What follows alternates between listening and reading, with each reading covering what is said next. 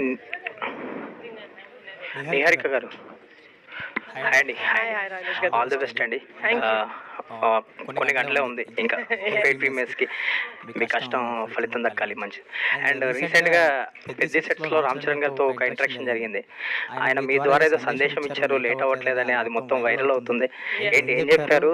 And ఆ cinema గురించి మా ప్రమోషన్స్ చూసి మేము ఎంత ప్రమోట్ చేస్తున్నాం మా సినిమా అది ఎంత వైరల్ అవుతున్నాం మేము ప్రమోషన్స్ చూసి మా అన్న కూడా చెప్పేసి ఇది కూడా లేట్ అవ్వట్లేదని చెప్తే మా వంతు మేము చేసాము. సో సెట్కి వెళ్ళారు కదా, ఏంటి ఏమైనా ఎక్స్పీరియన్స్ చేశారా? సీన్స్ ఏమైనా చూడడం జరిగిందా? ఆ సినిమా గురించి సెట్ లోపలికి వెళ్ళలేదండి. It was a conscious choice. ఎందుకంటే లోపలికి వెళ్తే మేము ఎక్సైట్ అయిపోతాం యాజ్ ఫ్యాన్స్. లైక్ లేదు మేము ఇక్కడ ఉంటాం, మీరే రండి అయిపోయాక షార్ట్ అని. సో నిహార్ గారు రాజేష్ ఉంటుంది అట్లా, పర్లేదు నాయుడు గారు.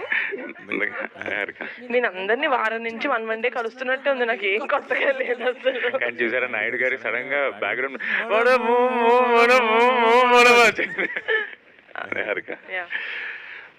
ఈ సినిమా పర్టికులర్ గా జనరల్ ఆర్టిస్ట్ డేట్లు ఇండోర్ కాల్స్ అంటే 10 రోజులు అయితే 10 రోజులు, 20 రోజులు, 20 రోజులు తీసుకుంటారు. కానీ మీరు చరణ్ బాబు గారికి చెప్పినప్పుడు ఈ సినిమాకి ఆర్టిస్ట్ డేట్ 30 రోజులు అయితే మేము 60 రోజులు తీసుకుని ప్రమోషన్ 60 రోజులు చేసామని చెప్పారు. అది నిజంగానే తీసుకున్నారు? నిజంగా అంత రెమ్యునరేషన్ హీరోకి ఇస్తున్నారా? 30 రోజుల్లో షూటింగ్ చేసింది వీళ్ళు చూసుకొని వీళ్ళకి ఎంత నచ్చిందో, ఈ సినిమా మంచిది చేసాం, ఆడియన్స్ లోపలికి తీసుకెళ్ళాలి కాబట్టి దానికి ఇంకో వాట్ ఎవర్ ఎక్స్ట్రా 30 days మేము ఏదైతే ప్రమోట్ చేసామో అది వాళ్ళు స్వతహాగా చేశారు. So I think it's because honestly మేము ఒక మంచి సినిమా చేస్తాం, ఇది మంచి సినిమా వచ్చిందని ఆడియన్స్ దాకా తెలియాలి, ఎవ్రీ యునో డిస్ట్రిక్ట్ అందరి దగ్గరికి వెళ్ళాలి అని చెప్పి చేసిందే. బట్ ఇదేదో సైన్ చేయించుకొని చేయించింది కాదు, ఫోర్స్ఫుల్ గా చేయించింది కాదు. నేనైతే రేంజ్ రోల్ కోసం చేశాను. అది అర్థమైంది కాదు.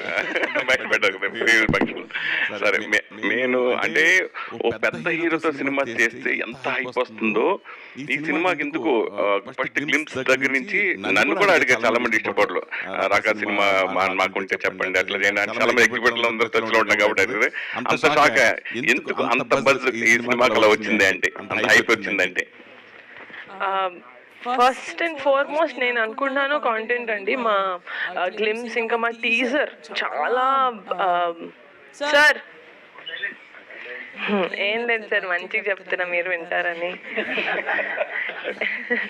ఎందుకంటే గ్లిమ్స్ చాలా వైరల్ గా వెళ్ళింది. అది సంగీత్, యాక్టింగ్ అంటే అప్పటి వరకు జాన్రా మేము చెప్పడమే కానీ వాళ్ళు ఏది చూడలేదు ప్రాపర్ గా, with actors, with dialogues and all of that. అది చూసేసరికి ఐమ్ థింకింగ్ మా కంటెంట్ స్పోక్. దాని తర్వాత మేము ఎలా తీసుకెళ్ళాం